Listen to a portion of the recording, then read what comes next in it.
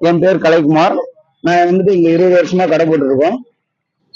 இதனால தர்பூசணி பழம் வந்து வியாபாரத்தை வந்து பாதிக்கிற மாதிரி வந்துட்டு யூடியூபர் எல்லாம் வந்துட்டு பொருளையை கிளப்பி எங்க வியாபாரத்தை எல்லாம் முழுசா வந்து அழிச்சிட்டு இருக்காங்க. ஏன்னா இது வந்துட்டு ஊசி போட்டோ இது பண்ணியோ வந்துட்டு பழுக்க வைக்க முடியாது. ஏன்னா தோட்டத்திலேயே வந்துட்டு நாங்க நேரடியாக கொள்முதல் பண்றோம். விவசாயிகளுக்கு இதனால ஏகப்பட்ட நஷ்டம். எங்களுக்கும் வந்துட்டு வியாபாரத்துல ரொம்ப நஷ்டம் ஆகுது. சரிங்களா? இங்க வந்துட்டு விக்கிற பழம் மொத்தமும் வந்துட்டு எங்களுக்கு வந்து கம்மி விலைக்கு தான் நாங்க கொடுத்துட்டு இருக்கோம். ஆனா அங்க வந்து விவசாயிகளுக்கு அடிப்படுறது யாருமே பேச மாட்டேங்கிறாங்க.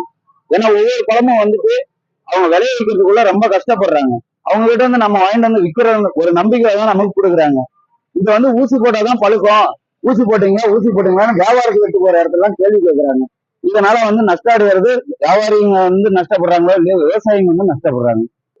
அதிகாரிங்க வந்துட்டு என்ன சொல்றாங்கன்னா வச்சுக்கோங்களேன், இது அந்த மாதிரி பழுக்க வைக்க முடியாதுன்னு அவங்களே வந்து நேரடியா வந்து சொல்றாங்க. ஏன்னா அப்படி இருக்கிற ஒரு ஆபீசரே வந்துட்டு தம்பி அதெல்லாம் வந்து பொருளை கிளப்புறாங்கன்னு வந்து சொல்லிட்டு போறாங்க.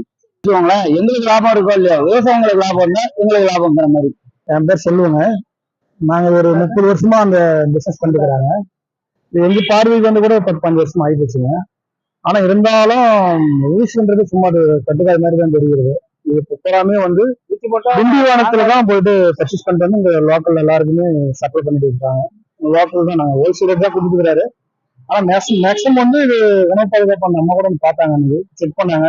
செக் பண்ணி பார்த்து இது நல்லா இருக்குது, இது எந்த ப்ராப்ளம் இல்லை அப்படின்னு சொல்லிட்டு போயிட்டாங்க. பிறகு இன்னொரு நகராட்சி அந்த ஊர் வந்தாரு. அவர் வந்து கூட பார்த்துட்டு அவர் ஒன்றும் சொல்லல, சரி நல்லதா இருக்குப்பா நீ செய்யுங்கன்னு சொல்லி போயிட்டாரு. ஆனா இது எங்கேயோ ஊசின்னு சொல்லி ஒரு பொருளை கழிப்புனால விவசாயிகளுக்கு ஏகப்பட்ட பாதிப்பு. இப்போ ஒன்றும் ஒன்றும் பெருசா தெரியல. நம்மளுக்கு எதுவும் தொழில் கொஞ்சம் மந்தமா வியாபாரம், அந்த தொழில் கொஞ்சம் மந்தமா.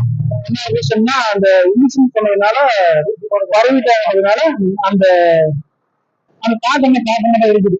இன்னும் அதுல இன்னும் 4 போல சிறிய பேர் நினைக்கிறேன். இருந்தாலும் இப்போ ஓரளவுக்கு சுமாரா சூடு பிடிச்சி இருக்குது.